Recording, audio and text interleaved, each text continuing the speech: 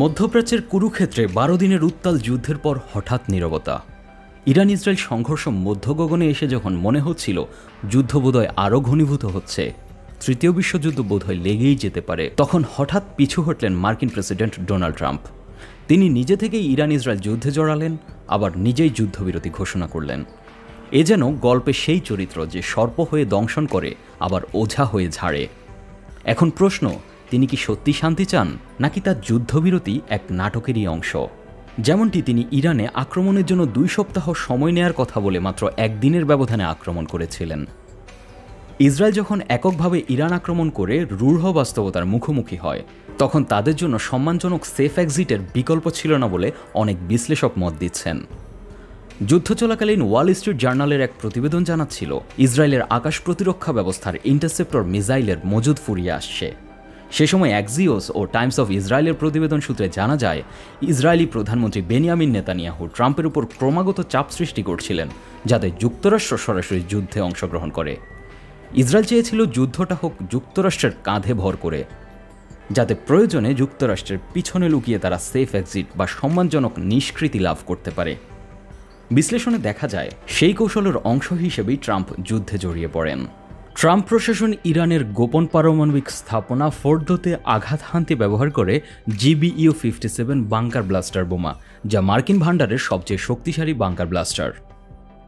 কিন্তু সিএনএন ও রয়টার্সে প্রকাশিত ইন্টেলিজেন্স রিপোর্টে দাবি করা হয়, এই আঘাতেও ইরানের পারমাণবিক অবকাঠামোর কাঙ্ক্ষিত ক্ষতি সাধন করতে পারেনি ট্রাম্প। এই ব্যর্থতা ছিল ট্রাম্পের কৌশলগত আত্মবিশ্বাসের উপর বড় ধাক্কা। এছাড়া অনেক সমালোচক বলছেন, ইসরায়েল নিজেও যুদ্ধের বাস্তবতা ভুলভাবে বিচার করেছিল। তারা ভেবেছিল 1967 সালের 6 ডে ওয়ারের মতো, যেভাবে আরবদেরকে কয়েকদিনেই কুপকাত করেছিল, সেভাবে ইরানকে মাত্র কয়েকদিনেই দুর্বল করে ফেলবে।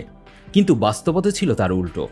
ইরান 12 দিন ধরে দাপটের সাথে যুদ্ধ চালায়, যেখানে প্রতিদিন ইরানি মিসাইল ইসরায়েলের বিভিন্ন স্তরের আকাশ প্রতিরক্ষা ব্যবস্থা ভেদ করে লক্ষ্যবস্তুতে আঘাত হানতে সক্ষম হয়।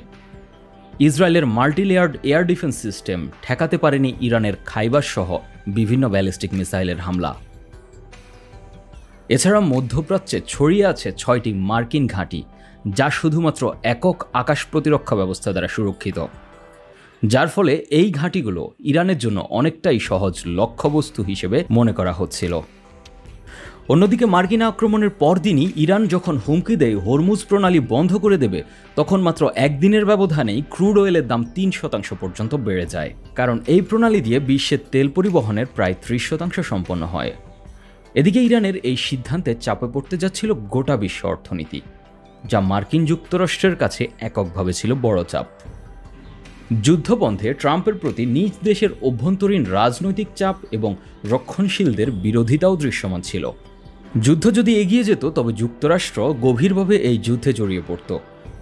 এই ভাবনাকে সামনে রেখে মার্কিন সিনেটের ডেমোক্রেট এবং রিপাবলিক উভয় দলের সিনেটররা মিলে বাইপারট্রাইজান ওয়ার কাউন্সিল গঠন করার মাধ্যমে ট্রাম্পকে দমানোর চেষ্টা করে। রাজনৈতিক চাপ এবং অভ্যন্তরীণ উদ্বেগ একসঙ্গে ট্রাম্পের অবস্থানকে কিছুটা নড়বড়ে করে দেয়। এমনকি মার্কিন গোয়েন্দা প্রতিবেদনও পক্ষে ছিল না পরিস্থিতির। ইরানের দিক বিবেচনা করলে দেখা যায়, তাদের নিজেদের গোছাতেও সময় প্রয়োজন ছিল। রয়টার্সের প্রতিবেদনে দেখা যায়, ইরানের সর্বোচ্চ ধর্মীয় নেতা আয়াতুল্লাহ আলী খামেনি নিজের ক্লোজ সার্কেলের 6 থেকে 7 জন সামরিক কমান্ডারকে হারান, যার ফলে খামেনি নিজেও চাপে ছিলেন। বিশ্লেষকদের মতে ইরান এই যুদ্ধবিরতিতে সম্মত হয়েছে পুনর্গঠন এবং স্ট্র্যাটেজিক ম্যানুভারের জন্য। তারা এখনও সম্পূর্ণরূপে পিছু হটেনি, বরং পরবর্তী রাউন্ডের জন্য শক্তি সঞ্চয় করছে বলে অনেক বিশ্লেষক মত দিয়েছেন। সার্বিক বিবেচনায় এটা স্পষ্ট যে ট্রাম্পের এই পিছু হটা যুদ্ধবিরোধী নৈতিকতার ফসল নয়, বরং এটি একটি রাজনৈতিক, কৌশলগত, প্রযুক্তিগত এবং সামরিক সীমাবদ্ধতার মিশ্র প্রতিক্রিয়া। একদিকে ব্যর্থ অস্ত্র প্রয়োগ, অন্যদিকে কূটনৈতিক চাপ এবং ইরানের শক্ত প্রতিরোধ। সব মিলিয়ে ট্রাম্প এখন যুদ্ধবিরতিতে রয়েছেন, কিন্তু তা চূড়ান্তভাবে শেষ করছেন এমন নয়। এই যুদ্ধ থেমেছে ঠিকই, কিন্তু এর ছায়া এখনও গাঢ়। এই যুদ্ধের পরবর্তী অঙ্ক কখন শুরু হবে তা নির্ধারণ করবে ইসরায়েল এবং মার্কিনীদের গোপন কূটকৌশল, মিসাইলের গতি নয়। জেড আল আসাদ, 21 টেলিভিশন।